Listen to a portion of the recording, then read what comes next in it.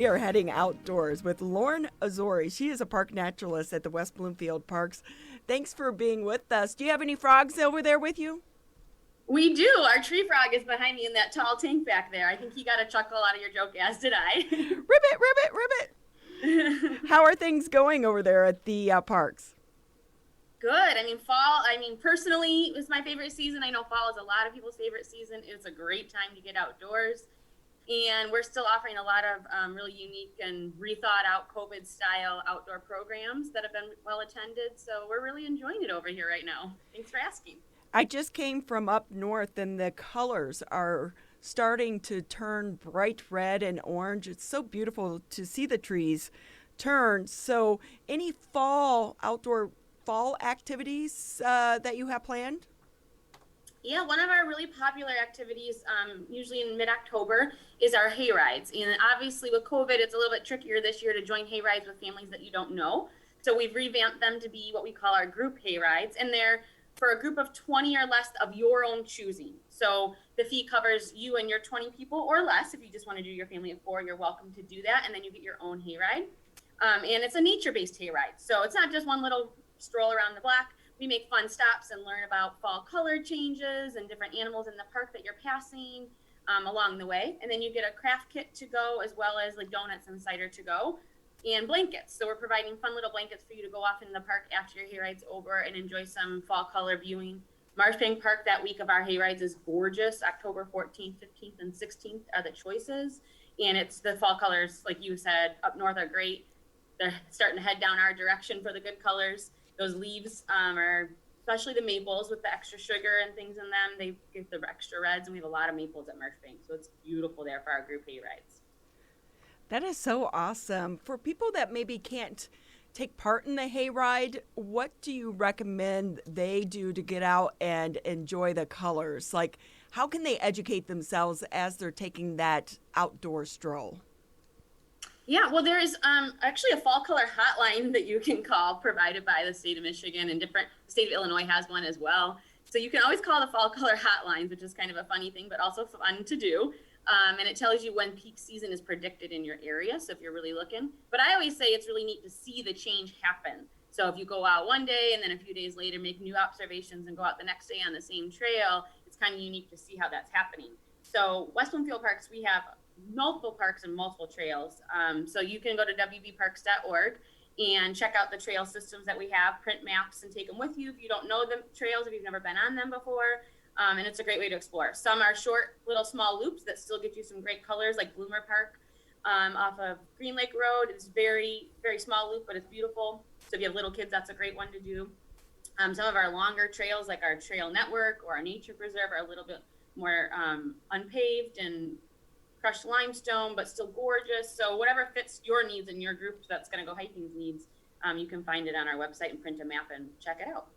Lauren Azoury with us, Parks Naturalist at West Bloomfield Parks, joining us today on the Oakland County Megacast. So as the trees and the leaves are transitioning throughout the fall, the animals in our local area are also transitioning, getting ready for the winter. Can you talk to us a little bit about your program that involves talking about that with schools?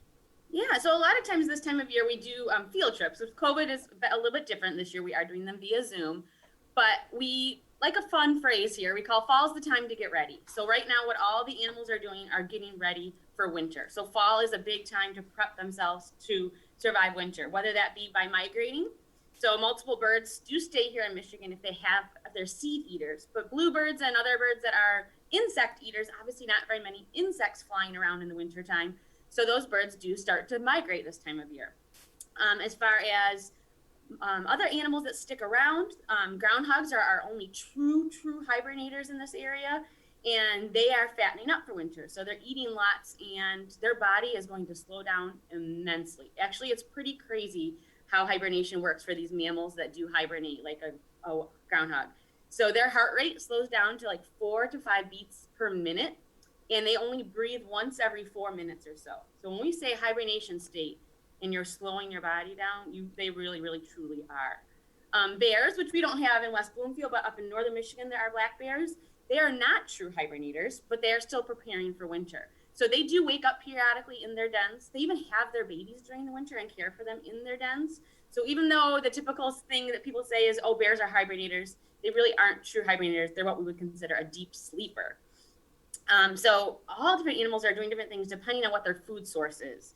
And then animals like the deer, I'm sure you guys see lots of deer in your backyards or on our trails. They're also preparing for winter. They're changing their clothes. So their fur, they're shedding that spring coat and they're starting to grow a winter coat.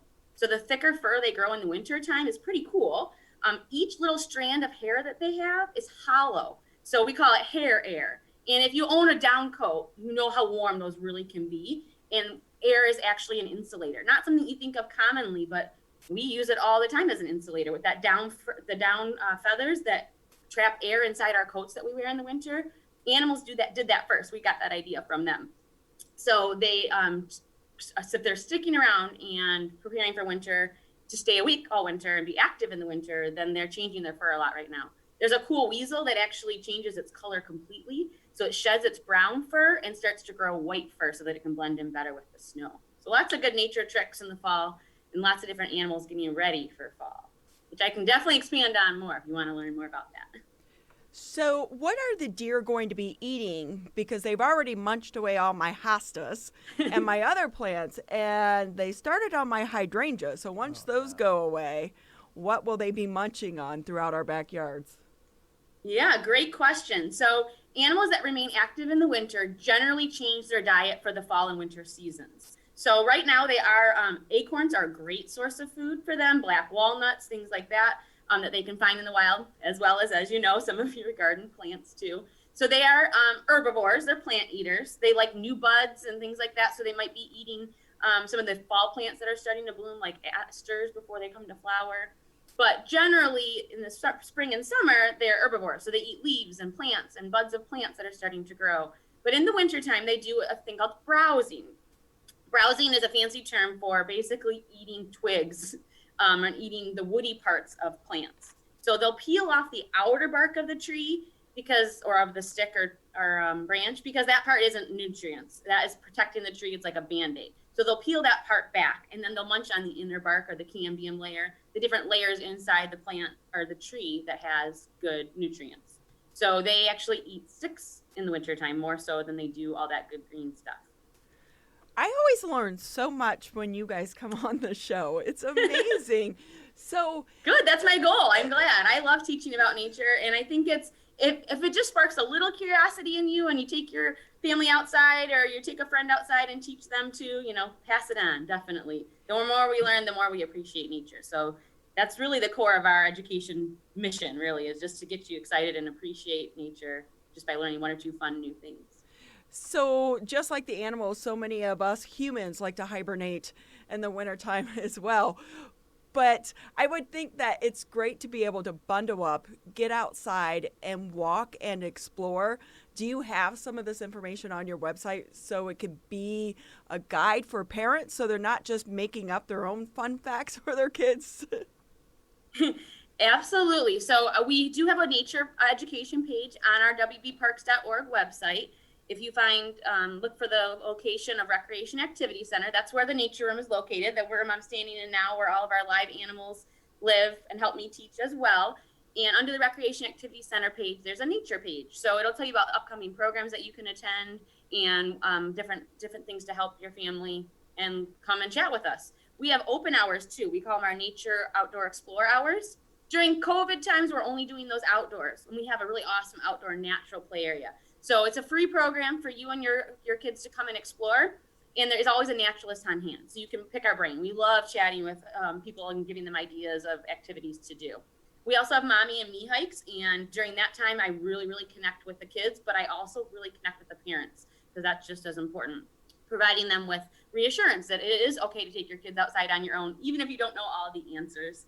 I always tell people, if you don't know the name of every plant, your kid is still going to really, really enjoy their time outside with you. It's really about making those connections. And the other thing is, as you'll notice in like science curriculum early on, it's all about making observations. So a true scientist makes good observations. That's why it's great to visit a similar spot over and over again.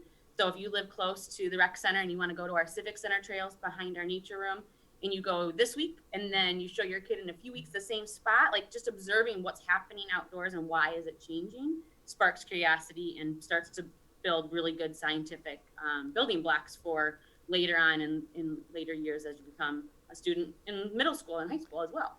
Lauren Azoury with us, Parks Naturalist at West Bloomfield Parks with us today on the Oakland County MegaCast. So, Lauren, over the course of the pandemic, more people have been getting outside. They're looking for something to do with their family that they can do at a safe distance and outdoors, and a lot of them have been going to our local parks more than maybe ever before, and they're doing their best part there to prevent the spread of COVID as well by wearing their masks and keeping their social distance. But there are some problems that are arising in the parks because of masks, particularly mask litter in the parks. Can you talk to us a little bit about that issue? Absolutely. Yeah, we very much appreciate the parks being used. That's what they're there for. And outside time is so important right now. So many different studies about adult development, but also as well as child development. And as your previous guest was, addressing about the Zoom and screen time and how stressful that can be on kids and adults, that getting into the parks and getting outside in any way that you can definitely is a good de-stressing mechanism to do that. And many use masks while they're outdoors. So medical masks are actually made out of polypropylene, which you might have heard that word before when we talk about single-use plastics in general. So that when we talk about straws and we talk about water bottles that aren't reusable, those kinds of things. So the main material that medical masks are made out of is actually like a thermoplastic polymer. So they are truly made out of plastic, which many people maybe did not know. So we want to ask that you please dispose of those properly for lots of reasons. Medical masks were usually originally prior to COVID used by medical professionals only, and therefore disposed of properly in like biohazard containers and things like that. So this was not as much of a problem as it was now that so many Americans and all across the world really are wearing medical masks much more frequently. So one medical mask does take 450 years to decompose, estimated. Quite a long time. So we definitely encourage everyone to please dispose of them properly. You need to make sure they make it into a garbage can with a lid that is sealed. Wind is a huge factor in single-use plastic spread and littering. So you may think you're doing the right thing, but it can happen no matter what we do. So the best thing is to reduce the use as well. Because what happens is all these single-use plastics, including these medical masks, might go into your garbage can and you think you did it right. Now from your garbage can, it goes into the garbage truck, who then takes it to the landfill. Well, if there's any kind of wind or the bag breaks or any of those little nuances that can happen in the supply chain, then that mask can be blown away. Now, it might just land on the ground, but what happens most often is it's transferred to our water systems. So it goes down a sewer drain, or it goes down to a local lake or river. And if it doesn't stay there, then it even eventually goes into our oceans. So medical masks are definitely becoming part of the single-use plastic problem, because just like we used to have the straw conversation a lot about 6 months ago was a big deal. Still a big deal, and this is just adding to it. So some recommendations is if you are able to safely and in your field of work, use a reusable mask so that you can wash them at home and they're not going into a landfill or into our water systems. Make sure they're disposed of properly. Please don't leave them on park grounds, or if they fall out of your car, whatever it might be, please make sure they make it into a sealed, correct bag. And then before you do that, before you put it in a sealed bag, the other thing you can do to help is to cut the ear loops when you're done, before you dispose of them. So do you guys remember the 6-pack holders? Oh, yeah. That hold like Coke cans and things like that are made of plastic? Yep. Oh, yeah. Yeah, so we used to cut, you don't see them as frequently because we don't use them as often, but that was a huge issue in oceans and lakes and waters, because the same thing would happen. It would fly in the wind on accident, it would get into our waterways, and many marine animals and wetland animals were getting tangled in them. So we all learned eventually to cut them so that it was less chance of them getting tangled. It doesn't help with the litter issue, but it does help with injuring wildlife. So they're recommending the same thing, is to cut your ear loops of your medical masks before you dispose of them, to hopefully lessen the chance of wildlife getting tangled up in them. And it is, as I was looking this up, learning a little more about this, it is definitely happening. There are definitely photos of scuba dive rescue groups that have been helping with this issue. So yeah, just be super conscious when you're using those medical masks, or try to use a reusable if it's appropriate for your field of work or your situation. Such a good tip that so many of us didn't even consider. I live on the West Bloomfield Trail, and we have actually seen them on the trail. I think people Yeah. are running possibly, or they put it in their pocket and it falls out, something of that nature. So never even thought about it. And I do understand about the trash and the windy days, because in the fall time, or in the springtime, we try to do a cleanup behind our complex, because the amount of trash that gathers back there is amazing. And it's just people put their trash out and it's windy and it blows away. So such a good point that we didn't even think about. So we appreciate you bringing that up. And I will say my other pet peeve on the trail is dog waste. People that do not clean up after their pets. I want to put a trail camera out so I can start catching them and shaming them. Well, that's an issue that's been ongoing, but anything, right now, because parks are being used more often than they were in the past, just any more foot traffic than we're getting, then more mistakes can happen and things like that are more frequent. But pet waste is contaminant. So it's different than wildlife waste. So it's different than a raccoon or a deer using their wild area to use the restroom because of what your dog eats. So everything that your dog eats and their digestive system is different than a wild animal. So we're putting contaminants into our nature areas and into our wastewater areas as well. So yeah, people don't think of it that way, but we do have educational signs that we put out regarding dog waste, and we move them around so that they're in different areas and different parks every few weeks, so that we keep it fresh. And maybe if you didn't see it the first time, hopefully you saw it the second time. But yes, it is considered a contaminant, and it's not good for the environment. So it is not the same as a wild animal using the nature preserve to go to the bathroom. Dog waste is a contaminant. So you should pick it up and place it into a proper trash receptacle. Absolutely. Well, what's great is you do actually provide waste bags at the entrances of the trail. So thank you for doing that. While we have you, I'm curious, because you obviously have a love for the outdoors and for nature. Can you recommend any apps for parents or kids to help keep that interest going? Absolutely, yeah. So there's if you are looking to learn more about what something is and you don't know the name of it, and you can't email me, because a lot of times I do get emails from local residents that we know, the families that come to a lot of programs, and they'll ask us questions about what plant they saw, or what bird is this nesting in their backyard. But there's a great app called iNaturalist, and it's a good identification app. And so other naturalists and certified users will comment and tell you their ideas on what they think it is. And then it gets certified by other people. So it's not just a random person telling you, it's educated people telling you what that is. Another great one is Skyview.